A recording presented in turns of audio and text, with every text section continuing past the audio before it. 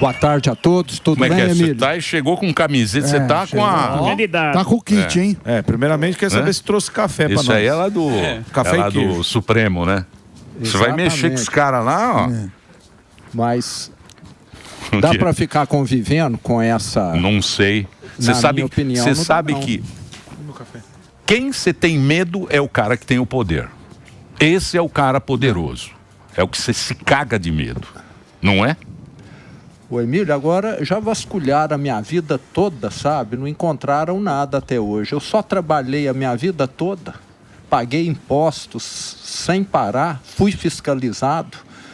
Quando eu passei para o segundo turno em 2018, o PSDB, na ocasião, mandou um exército lá na minha cidade, foram conversar até com ex-namorada. Tá vendo só? Sabe, entendeu? Não é fácil. Não é, não. Então eu já estou meio acostumado. E estou bem tranquilo. Agora eu não vou ficar calado diante dessas aberrações, atrocidades que estão sendo feitas lá por alguns ministros, concorda? Mas por que nós chegamos a isso? Eu vejo que quando você tem um governo fraco, um governo que já tem um histórico de grandes corrupções no passado, como é o caso do PT, as raposas sabem que podem invadir os galinheiros, que nada vai acontecer, você concorda? Todo grande escândalo, Emílio, vamos pegar aí Mensalão, Petrolão, mala de dinheiro, Lava Jato, mais recentemente Banco Master, desconto dos velhinhos, foi tudo Lula e Dilma que aconteceu. Então, mas eu posso apostar com você agora, podemos casar dinheiro, que a gente não vai mais ouvir falar em Banco Master, INSS, acabou. Esse assunto, você está vendo alguém falar isso? Realmente, eu estou vendo o Zema. Não, você está vendo alguém, a mídia falando, alguém falando, acabou esse assunto, acabou. Deu uma esfriada. Porque é assim que funciona. No Brasil. Você acha que você vai mudar? Você vai chegar e vai igual o Bolsonaro fez lá, que está lá soluçando até hoje. Você acha que é assim? Eu não vou Zema? mudar, não, mas eu estou vendo a mídia anunciando, você acompanha, acho que melhor do que eu estou aí em pré-campanha, mas vem as delações premiadas e nós vamos ter uma eleição em outubro que vai ser a eleição da indignação. Vai vir muita coisa nova pela frente aí, Emílio. Vamos ver, vamos esperar. Deixa eu só fazer com a nossa querida Jess. Sim, claro. Vamos Elegância, agora. É claro, a elegância desse programa. Esse programa não é nada elegante, viu, mas a gente finge. Mas Agora a gente finge ser muito elegante. Sim. Né? A gente é grotesco. Você é machista. Mas obrigado pela sua participação aqui com o Zema e obrigado ao Zema também de ter vindo agora nesse momento aqui um da momento política. delicado, né, governador? E aí eu já quero fazer uma pergunta nessa linha, né? O senhor acabou tendo ali, protagonizando a partir de uns vídeos de brincadeiras, de sátiras, de bonecos, a situação do pedido de sua inclusão no inquérito das fake news, que já é um inquérito que dura anos e anos, mais de 7 anos aí, aberto de ofício pelo Supremo Tribunal Federal. E desde então, o senhor tem dobrado a aposta. O senhor fez novos vídeos, ainda mais duros, sobre essa situação. A minha pergunta é bem objetiva e, diria até polêmica. Polêmico. O senhor está disposto, a, se necessário for, para continuar com essas críticas, ser preso para defender esse combate aos intocáveis? Eu estou, como eu disse aqui para o Emílio, muito, muito tranquilo. A minha vida toda foi trabalhar, pagar impostos, como 99% dos brasileiros fazem, dos brasileiros de bem. E em Minas Gerais, eu mostrei que ladrão não teve lugar. Lá em Minas eu já mudei. Durante o meu governo, nós não tivemos escândalo, não tivemos corrupção.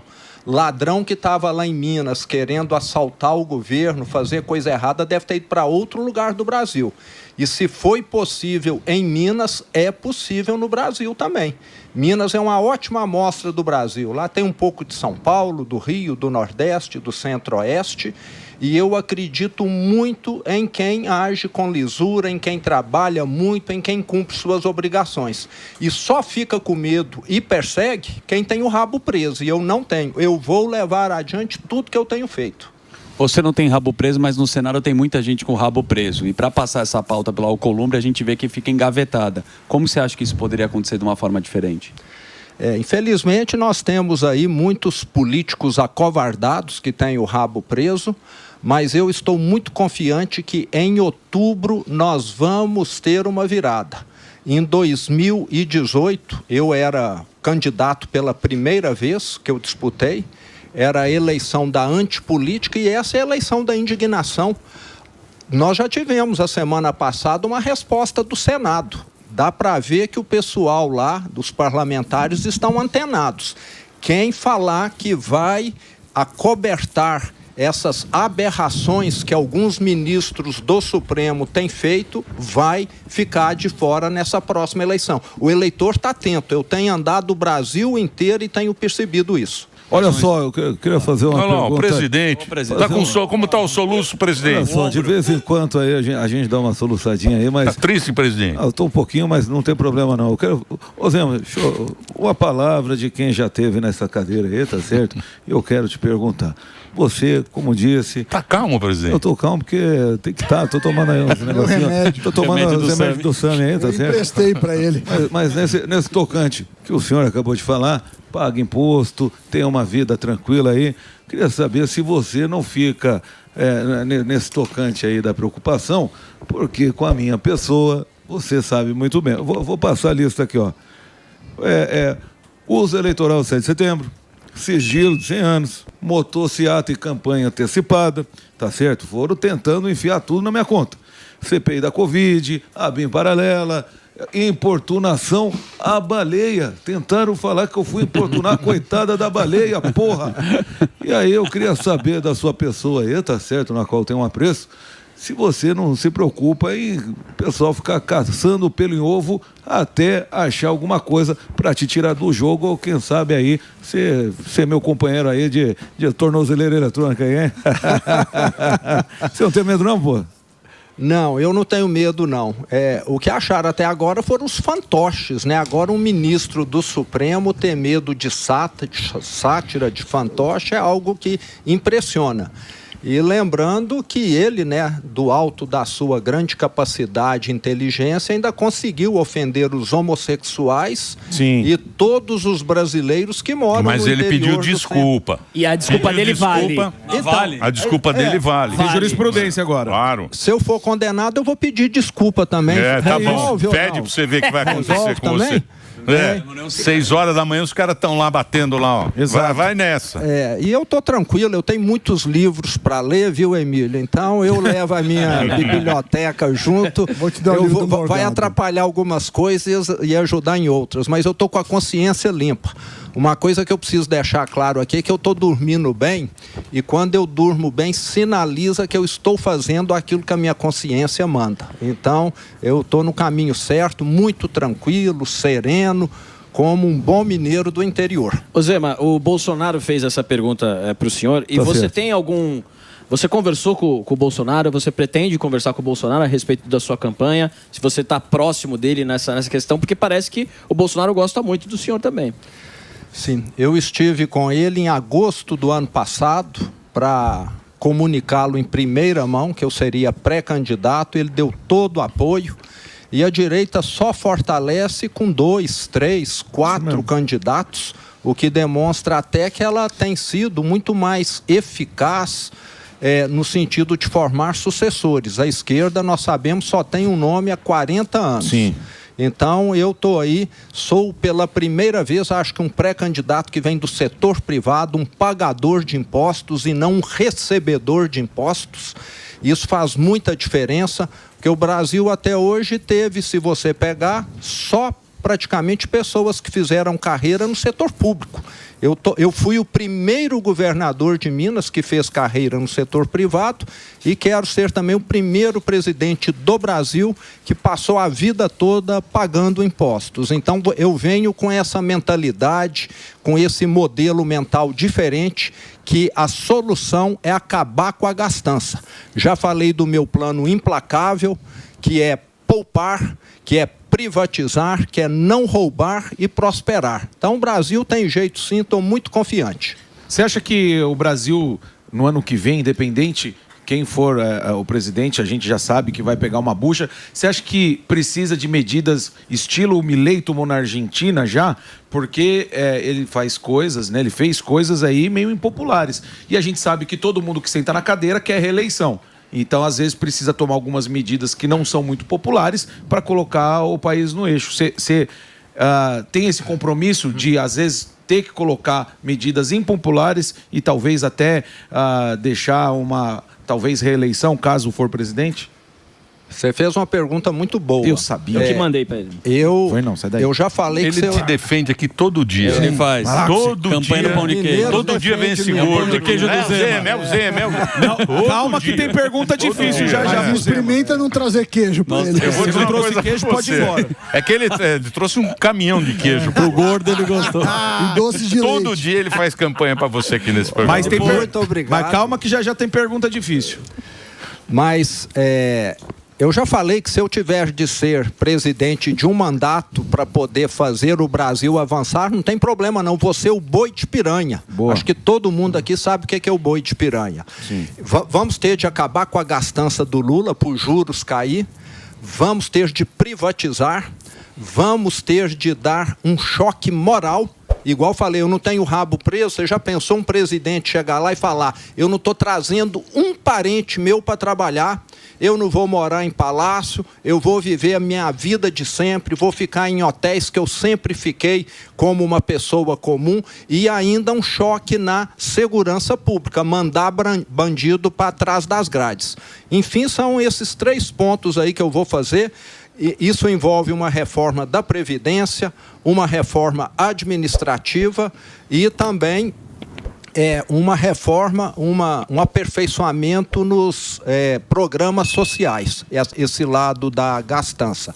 Mas eu tenho plena convicção de que o Brasil tem muita oportunidade. Aqui não falta recurso. O problema no Brasil é que está sobrando ladrão. Zema, do ponto de vista econômico, tem alguns aspectos que o futuro presidente vai ter que decidir. O primeiro é o arcabouço fiscal. A gente tinha o teto de gastos, foi por água abaixo. O arcabouço fiscal, no meu entendimento, ele é frágil e, pelo que eu vejo, os próprios políticos, independentemente do espectro de direita ou esquerda, não desejam voltar para o teto de gastos. Qual que é a sua opinião sobre este ponto, que é um ponto caro, eu acho, para os economistas? Eu vou bem na linha dos economistas ortodoxos. Governo que gasta mais do que arrecada não vai adiante. Os bons números que o PT apresenta é como se fosse anabolizante. Num primeiro momento está tudo bonito, tudo crescendo, depois vem os problemas renais, hepáticos, cardíacos, de impotência, etc. PT sempre foi assim. O motivo de eu estar na política foi exatamente esse. Em 2015 e 2016, a maior recessão da história, que só aconteceu no Brasil, naqueles 2 anos lá, provocadas pela corrupção do PT. Naqueles 2 anos foram os piores da minha vida. Eu praticamente não dormi, tive de reduzir o quadro da empresa em quase 2.500 funcionários. Aquilo me doeu muito e eu falei, não dá para ser um bom profissional, ter uma boa empresa num país que está afundando. E o motivo de eu estar aqui hoje é exatamente esse. Então, eu vou fazer o contrário do PT.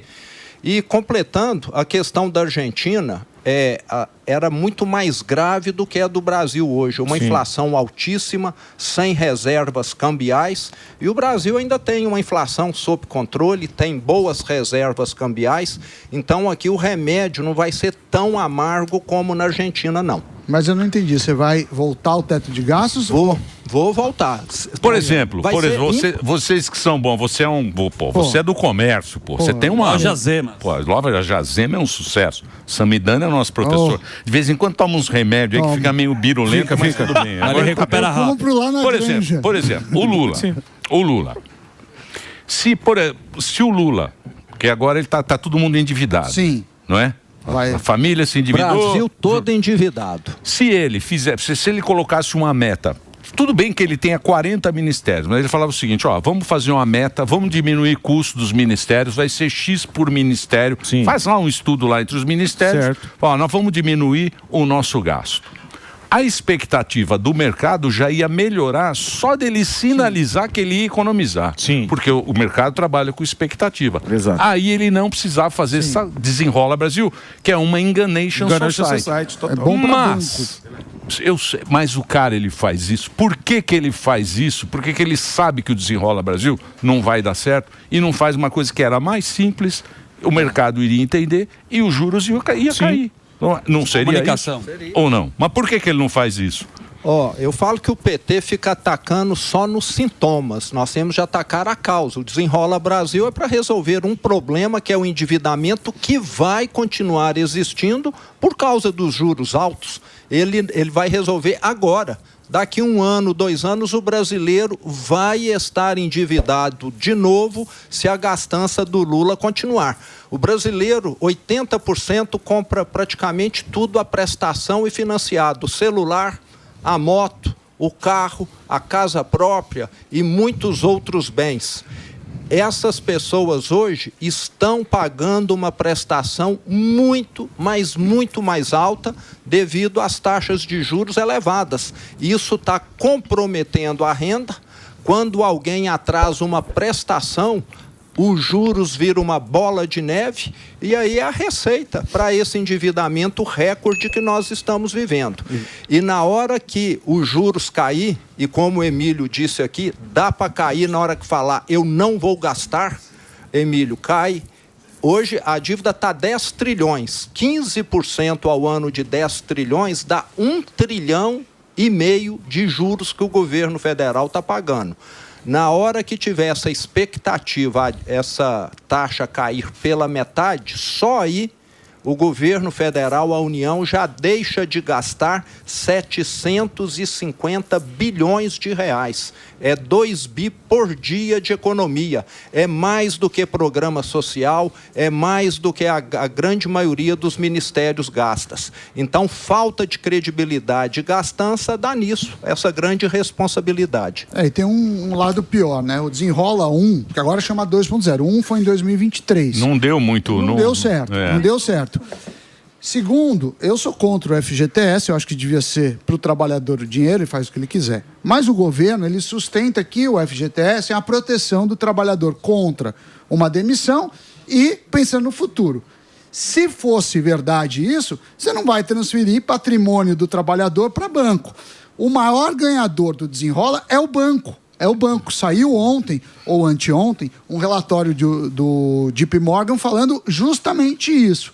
Ou seja, a gente está atacando a causa e transferindo dinheiro para banco. Para a população não vai mudar nada. A gente continua com metade das famílias com renda comprometida, 81 milhões de endividados no Brasil. Então, a gente só está postergando um problema. Talvez tenha um efeito eleitoral que seja o objetivo. Mas, fora isso, é uma catástrofe. E eu quero completar ainda o seguinte, o que os juros altos provocam no setor produtivo? As indústrias não estão investindo, porque poucos projetos dão uma taxa de retorno que paga esses 14,5% de juros. Indústria que não investe, não moderniza, não fica competitiva, não fica produtiva e a renda não aumenta. O Brasil está num círculo vicioso e na hora que nós tivermos um governo responsável, a gente quebra esse círculo e hoje eu falo, é o político vivendo no luxo e o brasileiro vivendo no lixo. É Brasília rica e o Brasil pobre. Nós temos de mudar essa equação. Sim, e tudo sai uma narrativa, né? Você sabe que uma declaração recente sua foi muito polêmica, que você falou para trabalhadores, né, menores de idade. E aí o Guilherme Boulos te chamou de covarde. É verdade. Nós ele temos já que trabalhou na vida ou não? Então, mas ele pode questionar isso. Acho que ele recebe mesada do pai até hoje, não é? Pode ser. E ele disse que é trabalho infantil. E você usa o modelo norte-americano. E até citou o exemplo, né, da turma que entrega jornal e recebe por isso. Você pode explicar para o Guilherme Boulos? Deixa eu só falar uma coisa antes, se você me permitir, desse. Você viu as manchetes? Vi. Quais? Vi. As manchetes, elas falam o seguinte, que o Zema que é colocar criança trabalhando. Parece que... Então o senhor tome muito cuidado. O senhor tome muito cuidado com essas pautas, porque o consórcio está aí firme. Tá, né? Todos os jornais. Zema quer colocar criança recém-nascida. Bebês. E na carvoaria. Zema defende que crianças possam trabalhar no Brasil. É criança. Nós vamos mudar. Bebê. Não é uma coisa. Isso. Então o senhor explica direitinho esse negócio. Eu queria aí. só fazer um detalhe no Morning, nós falamos disso hoje, eu até falei que... E a manchete estava assim. Criança... Põe a manchete criança no errado. Morning. Criança até 12 anos. Mais de 12 anos você acha que tem que trabalhar? Vou explicar aqui. Bom, Emílio, eu tive lá no podcast com o Vilela e conversamos muito, e ali eu falei, eu tive o privilégio de trabalhar desde criança. Foi uma situação excepcional. O meu pai trabalhava de 1º de janeiro até 31 de dezembro, sábado, domingo, feriado, 15 horas por dia. Meu pai parava para trabalhar, para alimentar, tomar banho e dormir. Ele herdou uma empresa falida e foi o jeito dele reerguer a empresa. E isso, para mim, passou a ser encarado com muita naturalidade. E o tempo que eu podia ficar perto do meu pai era o tempo que eu estava ajudando ele em alguma coisa. Porque ele não ficava em casa. Ele ia, igual eu falei, fazer refeição, tomar banho e dormir só. Então, assim que eu aprendi a contar, não sei se com 5, 6 anos, eu já estava ajudando a contar parafuso, porca, arruela, aquilo que um menino de 5, 6 anos consegue fazer. Agora que fique muito claro aqui, criança precisa, em primeiro lugar, estudar. Sim. Né? Eu contei uma história e todo mundo tirou conclusões do que eu nunca falei. Segundo, o Brasil hoje tem programas que estão muito aquém. Se nós sairmos aí, perguntarmos para jovens com mais de 14 anos, que são aqueles que estão aptos a serem menores aprendizes ou então estagiários, que é acima de 16 anos, nós vamos ver que tem muitas empresas hoje que não conseguem contratar, principalmente jovens aprendizes, porque eles estão em falta. O governo burocratizou, só pode ser jovem aprendiz, aluno do Sistema S ou então de alguma instituição homologada. Por que de escola estadual não pode? Seríamos nós propormos, aqueles que têm nota boa estão convidados, até seria um estímulo para os alunos estudarem mais. Hoje as empresas fecham as portas para esses jovens porque nós temos um programa que não está de acordo com a realidade. E aí vem o efeito colateral, estimula a informalidade. Está cheio de jovem aí fazendo bico, porque da forma que está hoje, não dá para contratá-los como jovem aprendizes. E outro problema, o crime organizado está livre, leve e solto aí, seduzindo, chamando esses jovens para uma profissão que o próprio presidente falou, né? É vítima da sociedade. Então, glamurosa, cheia de dinheiro, cheia de moças e por aí vai, né? O que seduz muitos jovens. Então, o que eu quero é acabar com essa triste realidade que o Brasil está tendo hoje, que acaba, de certa maneira, quase que deixando claro que trabalhar é ruim, é quase que algo negativo. E nós sabemos que não é. Mas só para ser claro, então, o que o senhor se referiu que vai mudar é a partir dos 14 anos, jovem aprendiz vai ser mais fácil de ter uma relação ali empresa para ter um jovem aprendiz, é isso?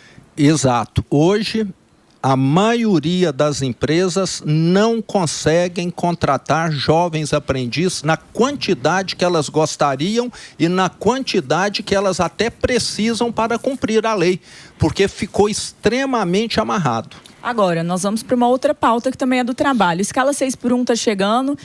Tem muita gente dizendo, né, até o líder da oposição, Sóstenes, deu uma declaração nessa direção, que é um jogo eleitoral e que muita gente que está à direita sabe ler os números e sabe do impacto financeiro que banir, proibir a escala 6x1 vai causar.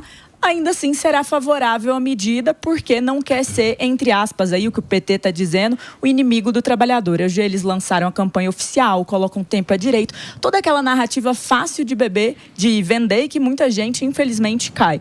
Qual é a visão do senhor sobre a questão da escala 6x1 e dessa pauta? O senhor é a favor do banimento da escala 6x1 no nosso regulamento aí trabalhista?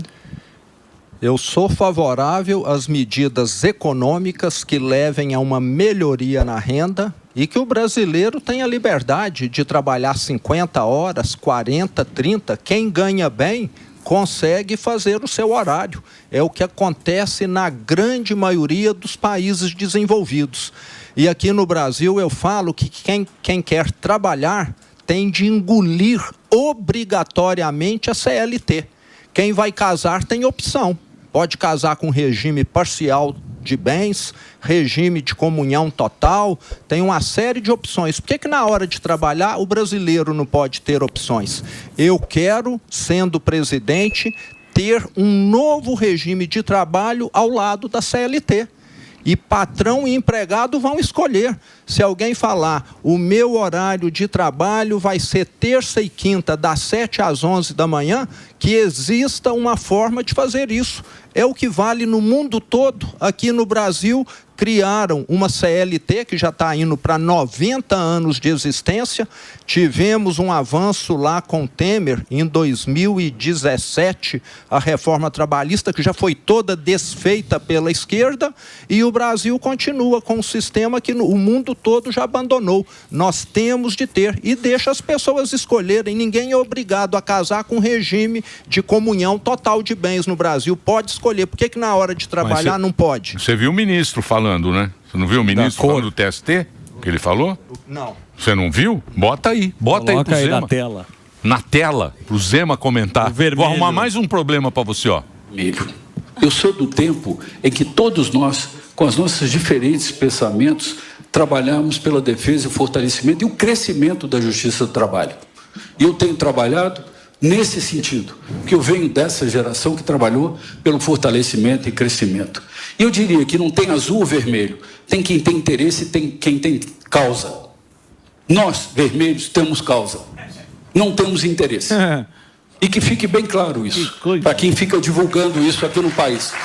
Nós temos um aplaudido em pé. Nós, vermelhos, temos causa e não interesse. Eu tenho Luiz Felipe Vieira, vai lá. Presidente do Tribunal Superior do Trabalho. Exatamente. Que coisa. E ele começa dizendo, a Justiça do Trabalho não tem vermelho e azul.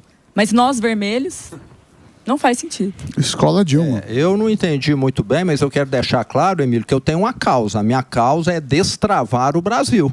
É virar a chave da prosperidade, entendeu? O Brasil, esses dias saiu, nos últimos 45 anos, foi claramente um país que ficou para trás. Na década de 80, o Brasil representava 4% da economia mundial. Hoje, 2%. Daqui a pouco vai ser 1%. O Brasil tem crescido sempre abaixo da média. Será que nós estamos fazendo a lição de casa adequadamente? Ó. Passei aqui, ó. Brasil, PIB per capita. Brasil, 10 mil dólares. Romênia, 17 mil. Per capita. Ainda o cara fala, mas o Brasil é maior que... É per capita. É per capita. Por cabeça. Por cabeça. Por cachola. Por cachola. E eu não estou falando... Eu quero ver você levar o Brasil, pelo menos... Para Romênia. Vamos. No ônibus. Tá bom. Vamos sim. Vamos fazer um contrato aqui ou não? Vamos. Pode mandar fazer aí. Pode mandar fazer. Olha a situação do Brasil. O que foi, Delari? Não, mas tá tão gostoso. Tá legal. Tá bom. Quem chama um break quando tá bom? Eu vou fazer faz o comercial das lojas Zema. Faz aí, ó. Compre nas lojas Zema. Qual é a promoção? Eu estou um pouco distante, mas o pessoal que quiser ir pode ir. Mais de 470 lojas no interior de Minas, do Espírito Santo, da Bahia, de Goiás e de São Paulo, à disposição do cliente do interior. Nós falamos o mineirês nas lojas Zema. Boa! Vamos fazer o break, Reginaldinho. Tem café e pão de queijo. Muito bem, o que mais? E falar nisso, vocês estão entendendo o que eu estou falando? Claro. Você está tem gente que não entende, né? Governador, eu sou de Goiás. Eu sei falar um pouquinho esse mineirês aí, um maio, trem. Porque eu fiz um estágio lá no Timor-Leste e acho que ele me afetou muito, sabe? O meu estágio. Você sabe que Minas Gerais tem uma tradição de colocar presidente da República. É verdade. Muitos. São Paulo, 0. E também outra coisa, careca não tem chance. Não. Então, se aparecer um candidato careca... É mesmo, não tem presidente Não tem careca. Não tem careca. Só muito antigamente.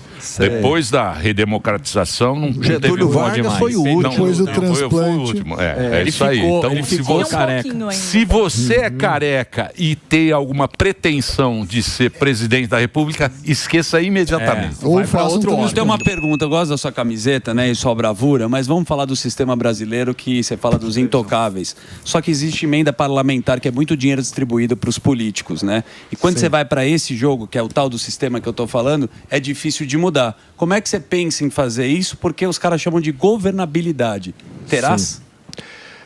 Bom, com relação às emendas parlamentares, eu enfrentei esse mesmo problema em Minas Gerais. E o pior, eu não tinha dinheiro para poder dá-las, entendeu? Foi implementada na minha primeira gestão, mas o que eu fiz foi um cardápio de projetos bacanas, projetos estruturantes para Minas Gerais, e nós passamos esse cardápio para todos os deputados estaduais, que em Minas são 77, e falamos, se você patrocinar com as suas emendas aqui algum desses projetos, para cada 1 milhão que você colocar, o Estado coloca 2. Então você consegue trazer os parlamentares para projetos estruturantes.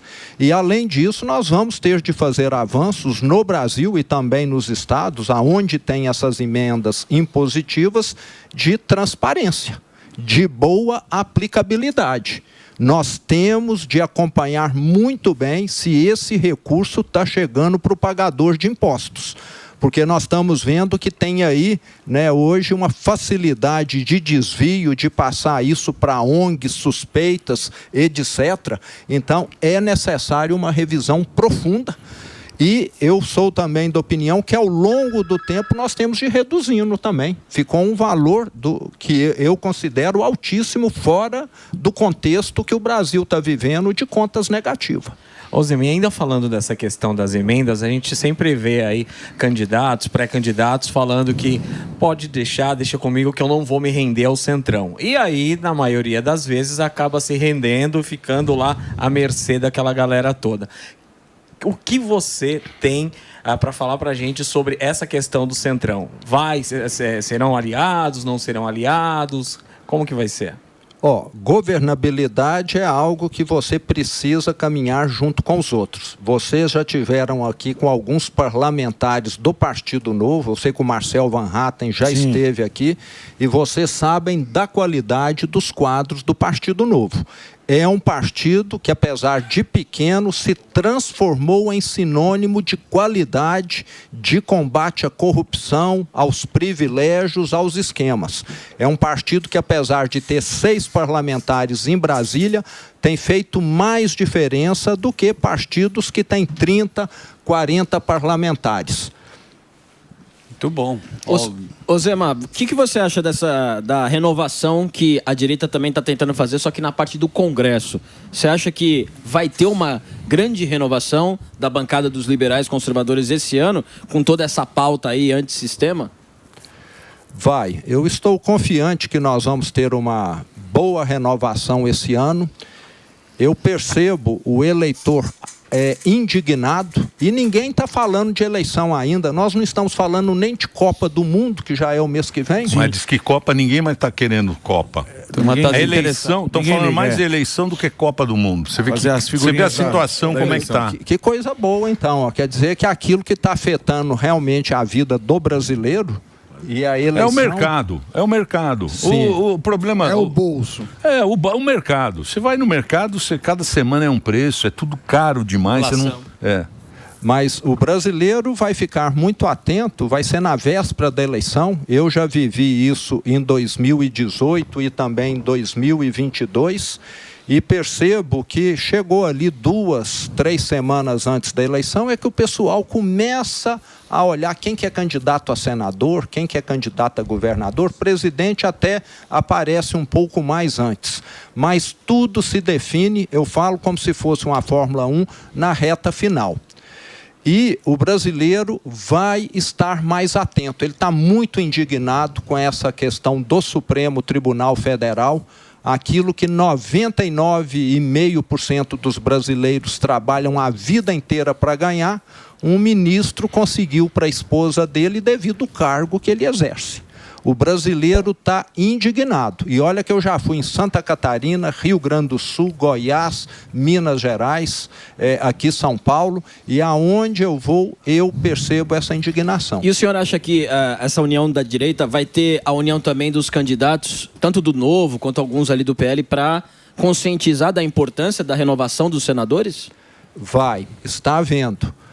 Completando aqui o que foi dito do Centrão, lembrando que talvez excluindo o Novo, não haja nenhum outro partido que tem votado 100% alinhado com essas pautas. Sim. Mas boa parte do PL é de gente que quer somar também. Temos aquelas frutas lá que são tipo Centrão. Mas eu vejo a direita num movimento crescente.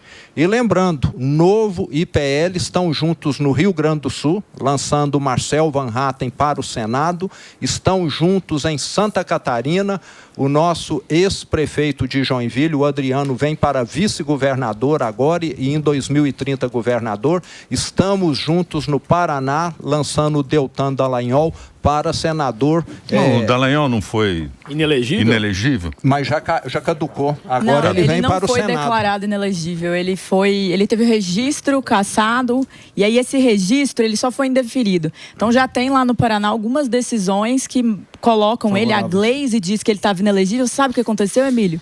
Justiça Eleitoral foi lá e falou: Glaze, apaga esse vídeo. Ah, é? Eu achava que... Não, foi diferente, né, a situação dele. Mas aproveitando para perguntar sobre isso do Centrão, né? Tem muita gente falando que tem um acordo. E que esse acordo de queda de Messias, dessa rejeição, tem gente colocando que tem uma pressão de outros ministros, dentre eles a imprensa tem falado da figura de Alexandre de Moraes.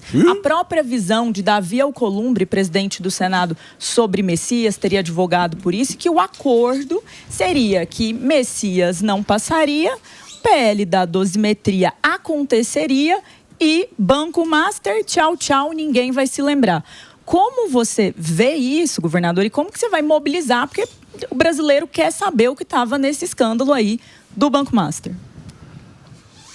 Eu sei que existe um grande movimento no sentido de barrar essas investigações, mas nós estamos apenas iniciando a abertura da caixa de Pandora. Caixa de Pandora. Pandora. Pandora mais chique, né? Pandora lembra chique Andorra. Aqui. Eu entendi agora a indireta, tá melhorando o dialeto. Vamos falar aquele português snob que se fala lá em Brasília. Vossa Excelência faz Pandora. muito bem. Isso. E eu vejo que... Você tá bem impossível. Provocativo. Tá impossível, hein? Provoca. Os caras vão te derrubar, hein? É que você começou a subir agora, os caras derrubam, hein? Tá em primeiro a Jovem Pan agora também. Vai pra primeiro isso aqui, aí vem cancelamento na hora. Ele tá afiado. Vamos aguardar aí. Mas eu vejo que com as delações, essa abertura da caixa de Pandora, né? Seja lá o que for... o assunto vai vir à tona. Tem muita coisa ainda para poder aparecer. Eu sei que a imprensa deu uma amornada no mesmo, mas vamos lembrar aqui da Lava Jato. A Lava Jato ficou aí em evidência quantos anos? 3, 4, 5 anos, não foi? Eu vejo que Banco Master não será diferente. O que tem de material ali, o que tem de tentáculo, o que tem de rolo que foi feito, nós vimos até agora a ponta do iceberg. Vai vir muita coisa. Toda semana, às vezes, a gente vê aí algum destaque para algo novo que apareceu e vai aparecer mais. Eu estou muito confiante. Ô Zema, como fazer a campanha com vários candidatos da direita? Porque a gente sempre conversa aqui. Vocês se conversaram? Porque o combinado é tirar uma pessoa, né? E como fazer, porque assim, você é pré-candidato para vencer. E como fazer para não bater nos companheiros da direita e para conquistar voto? Vai ficar só na questão do que você tem a oferecer e mirar um só para bater? Como que ficou esse acordo? Vocês se conversaram ou não? É bom que a direita tenha mais candidatos. Nós vimos a eleição recente do Chile, em que a direita levou, e nós tínhamos lá 3, 4 candidatos da direita que caminharam junto no segundo turno. E isso até dificulta para a situação para a esquerda estar direcionando a metralhadora só no rumo de um. E eu tenho dito que eu sou um candidato diferente. O Brasil, como eu falei no início, nunca teve alguém que vem do setor produtivo, que foi pagador de impostos, que teve de ralar a vida toda, acordando de madrugada. Eu viajei no meu carro mais de 2 milhões de quilômetros dirigindo. Dava para ir e voltar na Lua 2 vezes e sobrava ainda para poder colocar... Você era Uber, pô? Não tinha Uber na época, não. Não tinha, não. Não tinha, não. Zema taxista. E eu sei, porque eu troquei de carro 20 vezes. A cada 100 mil quilômetros, a empresa trocava o carro, porque você precisava ter um carro bom para estar enfrentando viagens à noite, viagens de madrugada, como eu sempre fiz. Então, eu quero que a gente tenha lá em Brasília alguém que tem, vamos dizer, essa visão de que é preciso gastar menos. É isso que o Brasil precisa. Mas e a conversa com os outros candidatos? Teve essa conversa tipo, vamos mirar em um e não se atacar? Tô perguntando, você tava lá? Não. Tá bom. Tá bom que eles vão juntar, falar, vamos ficar amiguinho aqui. Não é amiguinho, é mirar pra atacar um só. E de resto tem usei o dedo aqui. Até agora só eu que fiz o convite pro Flávio ser meu vice. Vocês viram aí, não houve outro convite, só aquele lá. Ele aceitou? Ele ficou de pensar. Ficou de pensar. Mas você não acha que esse negócio de já ganhou não existe na política? O Tancredo assim, falava isso. Tancredo! Lembra do Tancredo? O Tancredo falava... Não tem esse negócio de ganhou. Já ganhou. Por causa das pesquisas. Já tá as pesquisas, e você sabe que eleição só decide depois da apuração. Abriu a urna depois da urna. Lógico. Exatamente. Não tem, enquanto o juiz não apitou, não terminou. Porque o Lula, cara, você viu essa última pesquisa? É 31%. Eu acho que eu nunca vi alguém com 31% tentando se candidatar a presidente. Talvez por isso que o cara talvez ele fala tchau, pessoal. Talvez ele fala, tô doente, arruma uma desculpa boa. Mas aí quem não vai? tô afim. Aí é outra coisa. Aí muda todo o cenário. O que aconteceu nos Estados Unidos com o Biden, né? Exato. Arruma lá uma desculpa. E aí perde a força. Porque é muito a rejeição. Além da rejeição, o governo pesquisa. 31%, Tá muito 31 as pessoas não aprovam. 31 de bom, né, de aprovação, muito né? baixo. 31 é muito baixo. A rejeição muito é alta. muito ruim. Esse governo foi muito ruim porque não apresentou nada. Só a viagem da primeira dama. Nossa Senhora. Opa. Por exemplo, aqui eu vi, olha só, 31 aprovação. A primeira dama viajou mais que o presidente. Você sabia disso? Deve estar com muitas teve milhas. viagens exclusivas dela. Ela tem. Olha só. Troca por panela. Aqui tá. 145 dias fora do Brasil desde 23. 33 viagens internacionais para 35 países. Em 25, 42 dias no exterior com 8 viagens. Em alguns levantamentos, 24 dias a mais que o presidente no exterior. Teve que viajar, pô. Então viajou mais. Viajando, gastaram viajou $1 mais bilhão. que o presidente. Muita milha. porque tem que ir antes, né? É tudo coisa ruim, né? E esses juros altos, e o cara endividado, e o cara vai no mercado toda semana e paga mais e não consegue fazer alguma coisa, aí... Pede o poder de compra. Aí o cara que não consegue viajar, que não consegue fazer nada no dia a dia, que passa dificuldade, vê a primeira-dama viajando o mundo inteiro às custas dele. E quanto que é a diária lá dos hotéis? É 80 coisa mil? boa, coisa boa. Você sabe. Você não vai em um também não hotel fica ruim, lá nos albergues em Minas. Você vai e fica no Ibis lá aqueles perto do aeroporto. Toma banho lá embaixo no térreo com todo mundo. E o brasileiro hoje não pode nem conversar com o celular na rua, não é isso? Nós estamos vendo aí, né, um absurdo que está acontecendo com a segurança pública também, que é outro ponto que eu falo. O Brasil, somando todas as guerras, nós matamos 3, 4 vezes mais aqui. E parece que caiu na naturalidade. Ninguém fala nada, 40 mil óbitos todos os anos e todo mundo achando que isso é normal. E nós sabemos que não é. É preciso fazer uma coisa, são 40 mil famílias destroçadas, perdeu o filho, perdeu o pai, sobrecarrega o sistema de saúde, gente baleada, esfaqueada, e depois ainda sobrecarrega o sistema de previdência, que é pensão por invalidez por determinado tempo ou invalidez total para sempre. É uma carnificina e um custo elevadíssimo e um governo que está fazendo aí vista grossa. Ô Zema, você está com 61 de aprovação, né? Tá boa a aprovação. E num estado em dificuldades financeiras. Então, mas lá, você pegou lá, você não pagava salário, né? Não. Quem era o governador lá antes de você? Era o Pimentel do PT.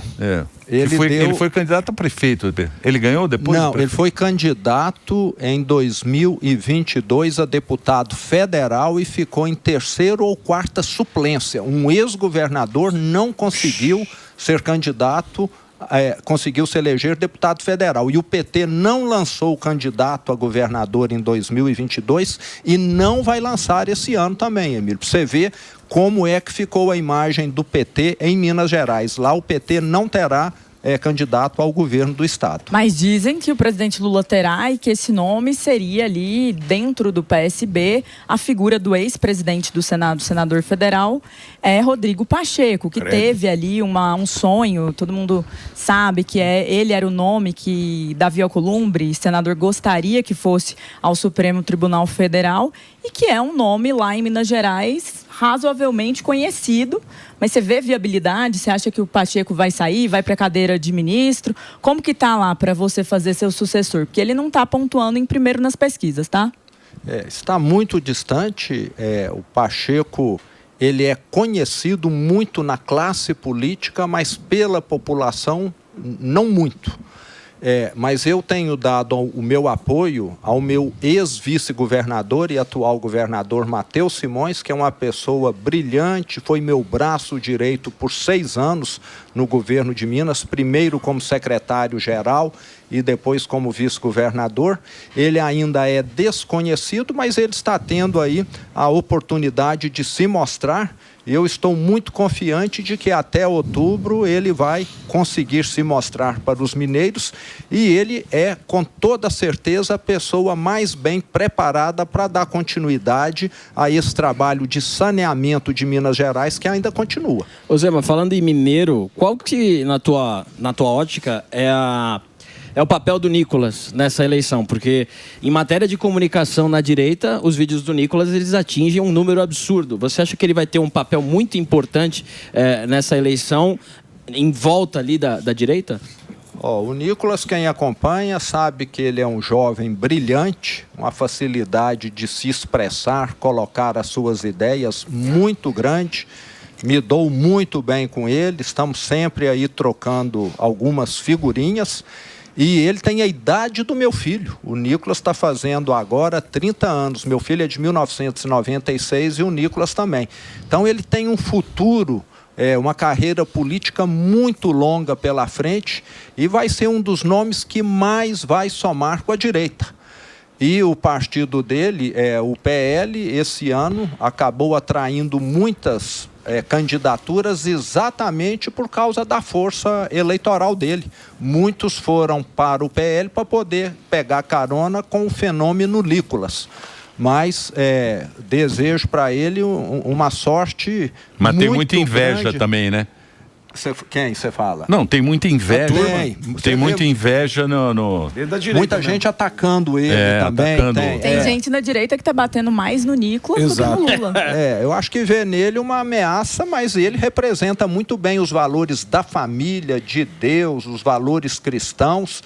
Eu também valorizo isso e tenho certeza que ele é um nome excepcional. Um rapaz que continua vivendo como sempre viveu, não tem nada dessa ostentação que existe lá em Brasília. Então vejo ele assim como um político promissor pelos próximos 40, 50 anos, pela idade dele. E os mineiros sabem fazer política, né? E não conto nada pra ninguém. Não. Você vê JK, você vê o Tancredo, você vê o Itamar Franco, Zema, Dilma. Aécio. Os caras são bons. Os caras são bons. Dilma e Aécio, ele pulou. lá. São bons. Ele não concordou. Não, mas o Aécio, mas são. Foi Chega lá, pô. Ó, a Dilma foi para o Rio Grande do Sul, acho que ela só nasceu em Minas, e o Aécio vivia mais no Rio de Janeiro. Gostava das então, festas. Então eles não são mineiros como os demais aí que Você vai cancelar. É semi-mineiro.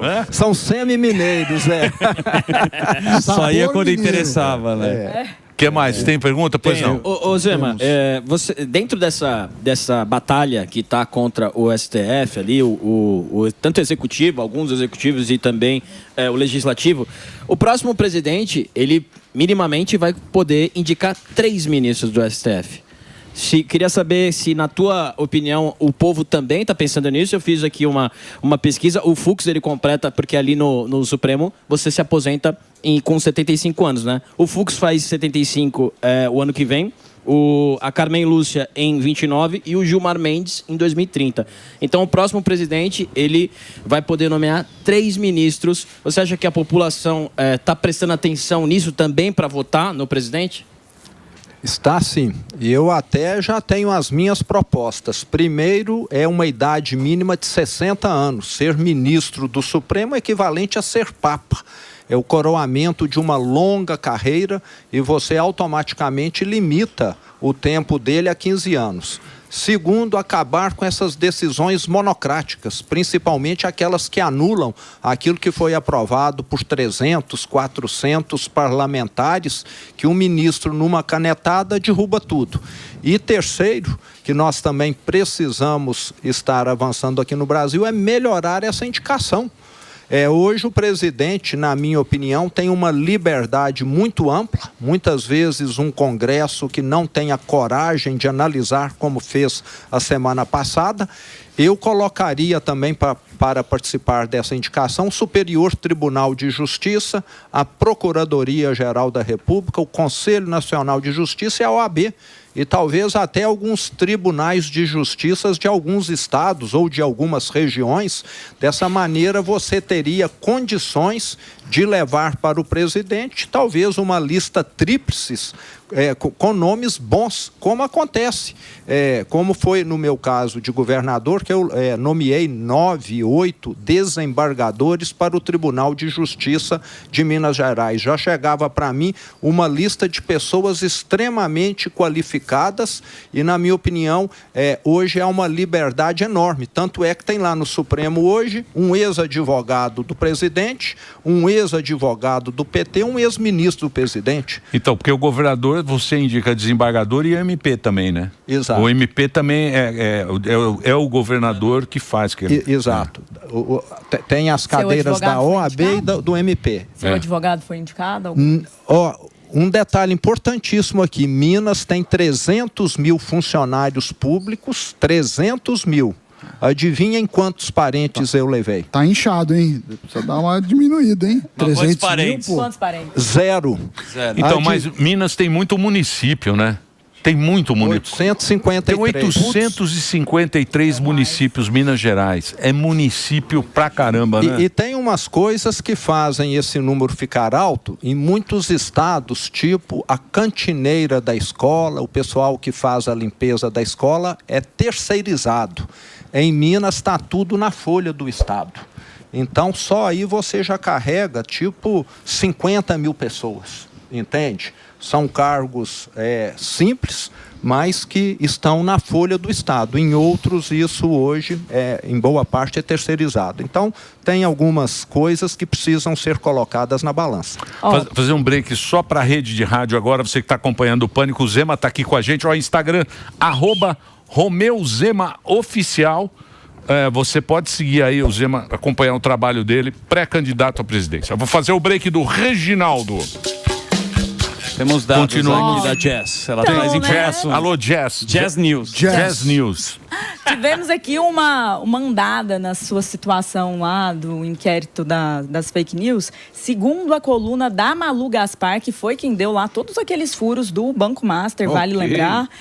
Gilmar pressiona Guanê para enquadrar a Zema, mas enfrenta a resistência da cúpula da PGR.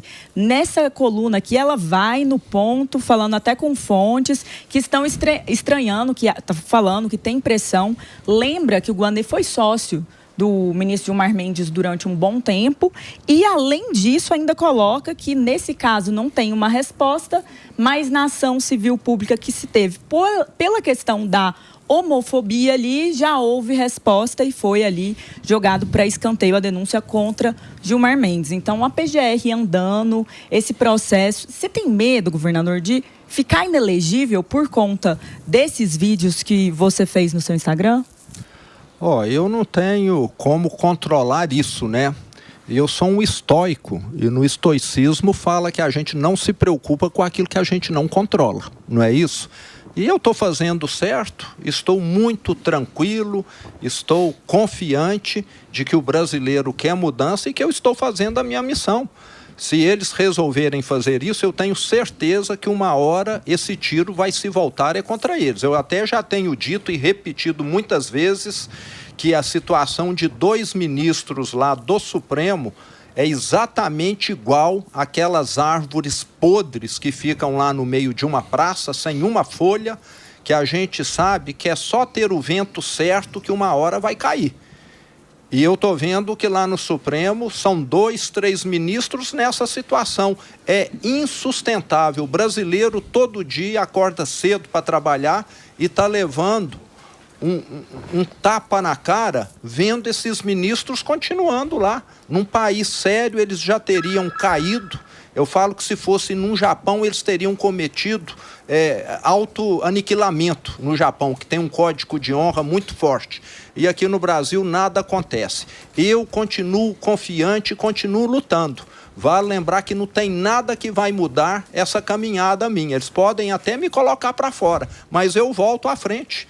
Eu ainda tenho 61 anos, estou com a saúde boa, que é o que Deus mais me abençoou, e eu quero ver o Brasil dar certo, ficar sem esses intocáveis de Brasília. E a sua esperança é a delação, então, do Vorcaro. Você acredita que ministros podem cair depois dessa delação?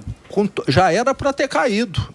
Eu estou confiante que um novo Senado vai levar adiante uma investigação e processo de impeachment contra esses intocáveis. Ô Zema, o pessoal aqui tá bravo, tá falando de uma notícia aqui que fala aqui, ó, Zema sobre os aposentados, não podemos dar ganhos reais. Então, descendo a marreta aí, falando que você não quer saber de dar aumento pros velhos. Ele vai nesses podcasts ruins. Pois é. Aí sai essas notícias assim, eu queria que você explicasse o que tá pegando. Ficar bebendo lá no podcast, eles dão maconha. Que isso? Eles dão maconha e bebida lá, você fica também querendo cair nessa. A turma quer saber dessa questão da aposentadoria. O que você quis dizer com esse negócio aí de não pode dar aumento? Como que é? Meu Deus, interrogação no pique. Vai lá. Eu acho que o brasileiro ainda tem um pensamento que ele precisa mudar. Ele acha que ele vai ficar mais rico ou mais pobre dependendo das canetadas lá de Brasília. Nós vamos melhorar de vida a partir do momento que nós não tivermos mais um governo atrapalhando o setor produtivo.